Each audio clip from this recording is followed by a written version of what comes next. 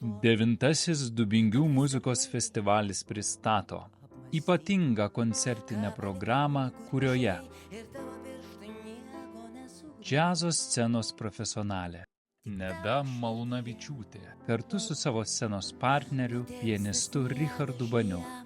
Koncerte labai asmeniškos dainos. Tarptautinių konkursų laureatai, koncertuojantys žymiausiose pasaulio koncertų salėse. Dalia Dedinskaitė, Tadas Motiečius, Gleb Pišniak. Koncerte vien tik Piazzolla.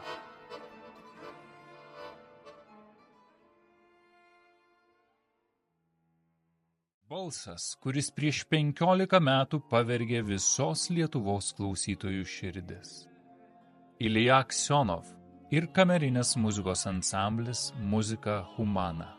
Koncerte Angelo alsavimas. Bilietus platina kakava.lt.